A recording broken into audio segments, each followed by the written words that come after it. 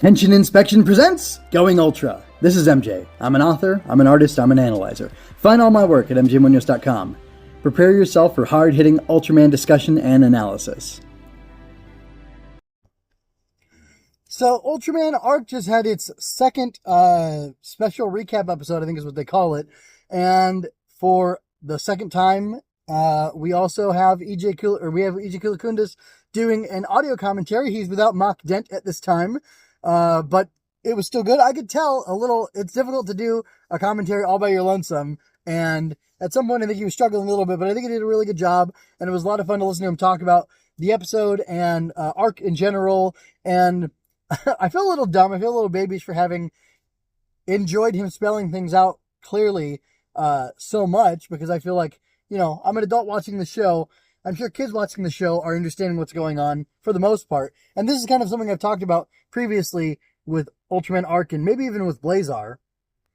That even though the kid shows, there's something going on that's like just complicated enough in the, I don't know if it's in the plotting or if it's in the way the plot is being unfolded, that it makes it a little bit difficult to understand 100% what's going on, because there's a lot of unanswered questions and things aren't being spelled out in the show itself. So, like, I had questions about Givas that I didn't quite understand, even though I like Givas a lot, and I hadn't quite caught on to the fact that, I didn't know, that's irrelevant, I'll come to that later, the blue thing, which, hopefully I'll remember, blue. Anyway, and, like, getting the reminder of exactly what the threat is to Swede and Rution's galaxy, home galaxy, and how that's kind of an inversion of what happened with the Ultraman originally in M78, and how that they created this artificial sun, and that is what made them from ordinary humans or human-like beings into these ultra beings, these beings of light. And that's pretty interesting to have that, you know, clearly stated, and also to have the way EJ talked about it, he made it sound like what I recently realized or finally accepted is true, is that this planet has kaiju normally.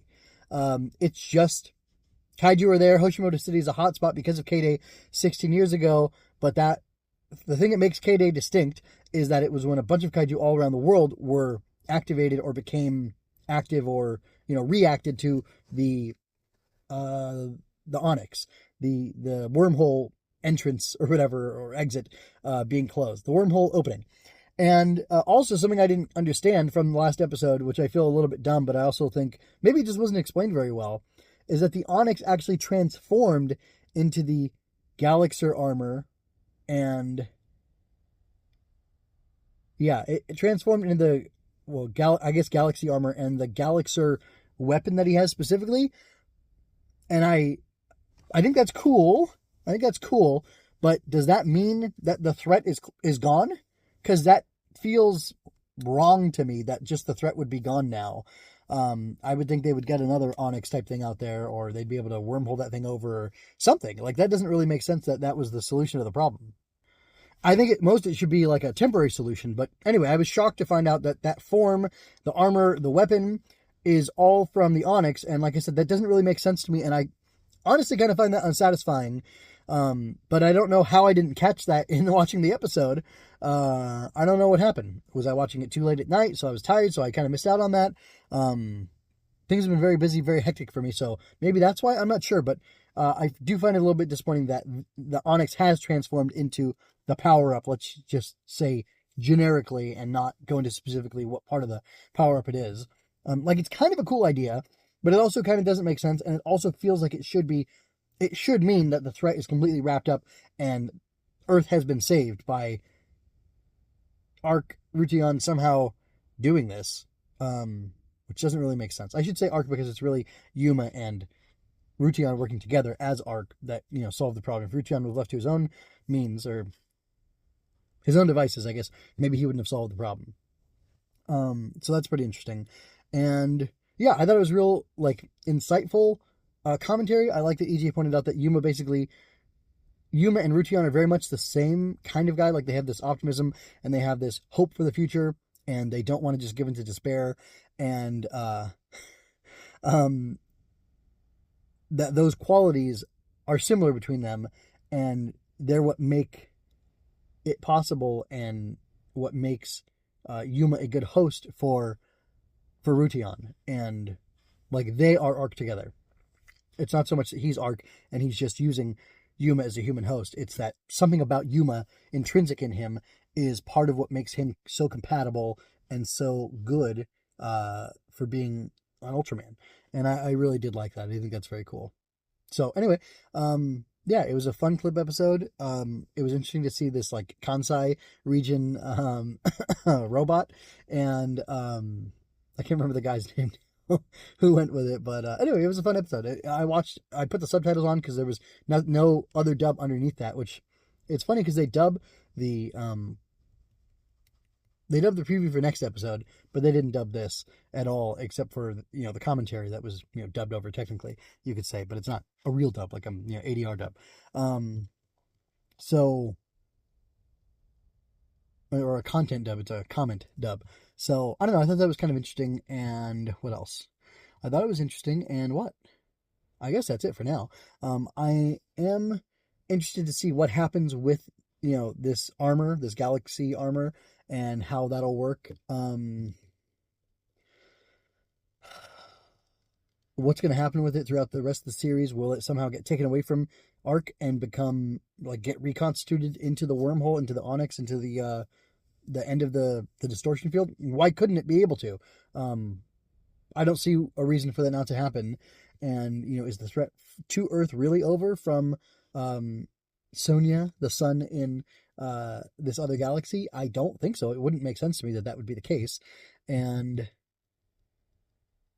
yeah, I'm really interested to see how it evolves. And EJ did mention that little slice made by the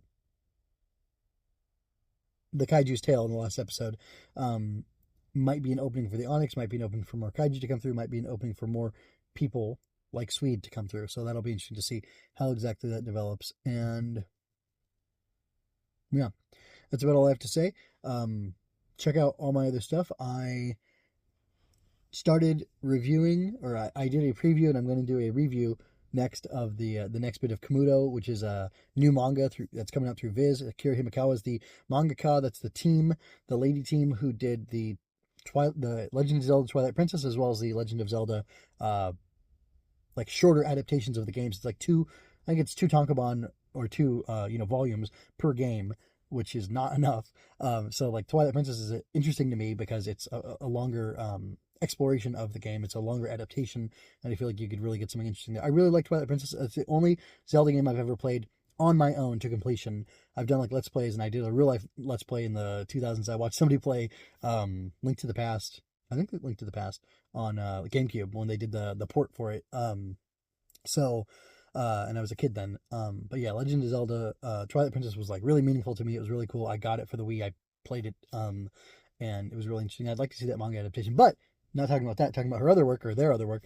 Kamuto is this really interesting manga with these demi-beings, and it feels very much like Dark Crystal meets the Silmarillion, or meets Jer Jolkien stuff, because it's about the beginning of the world, and how this one god created the world and had these different things happen, and there's this dragon goddess, or demi-goddess sort of thing, that actually did the creation of the world after God put his finger in and stirred things up. And there's no humans yet, and then there's this one human born, and they're being born, or they're born, they're hatched out of an egg like all the other demi beings, on the day that this this dragon priest guy to this dragon priestess goddess, demi-goddess, whatever, gets this vision and gets this prophecy that something will happen. The world is going to end soon, and there's going to be a sign, and maybe the world can be saved, but she's super unclear about that. But it seems from the meta commentary, the copy stuff about it, that our world eventually evolves or comes from this world of Kamuto that we're seeing in this manga, and that seems really interesting. That's why I said it's kind of like the Silmarillion or Tolkien's Legendarium mixed with Dark Crystal, because the character designs look kind of like Dark Crystal, and they're these anthro-animal people, and it's very interesting. It's stunning art. It's beautiful. So I'm talking about that. I'll be talking about other stuff as well. You can find everything I do on mjwinners.com. I'm also working on getting an outline for a book finished, and then I can do the draft of the book and stuff, and I'll have news about that when I have news. So anyway, till next time, folks, take care and be well. I hope you enjoyed that. please remember to like, share, and subscribe. I invite you to comment, ask questions, and share your thoughts with me. It's always more fun when you're part of the conversation. Until next time, be well and be Ultra. Visit mjmunoz.com for more of my work and help me build up the Fortress Fiction.